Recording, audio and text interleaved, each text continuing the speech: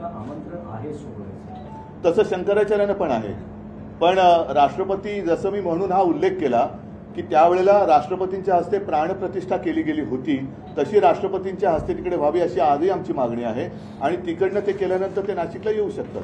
पण राष्ट्रपती जसं शंकराचार्यानं बोलवलं, शंकराचार्यांचा आत्ता आपण जो मुद्दा काढला त्यांनी सांगितलं की आम्ही फक्त टाळ्या वाजवायला जाणार का. आता त्यांचा प्रश्न आहे, कारण जर आपण हिंदू धर्म आणि हिंदुत्व मानत असू तर ज्याचं काम आहे त्यांनी केलं पाहिजे. राजकारणी जी लोक आहेत, नेते लोक आहेत, त्यांनी बाजूला बसलं पाहिजे. आमची काही हरकत नाहीये, बाजूला बसावं. आणि हा राष्ट्राचा जर का अस्मितेचा प्रश्न असेल तर राष्ट्रपतींच्या हस्ते व्हायला पाहिजे.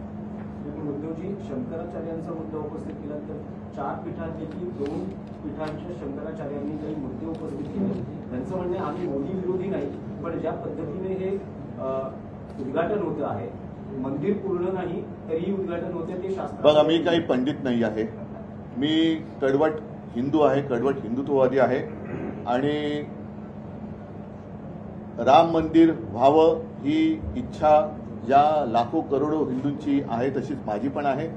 त्याच्याबद्दल शिवसेनेचं योगदान म्हणा, हिंदू हृदय सम्राट शिवसेना प्रमुखांनी त्यावेळेला घेतलेली एक भूमिका म्हणा, ही जनतेला माहिती आहे.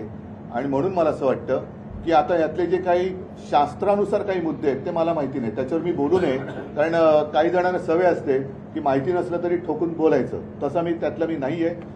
जर शंकराचार्याने काही त्याच्यामध्ये शास्त्राप्रमाणे मुद्दे उपस्थित केले असतील तर ते तिथल्या न्यासाने आणि त्यांनी ते पाहावे. ते माझं क्षेत्र नाही, तो माझा प्रांत नव्हे.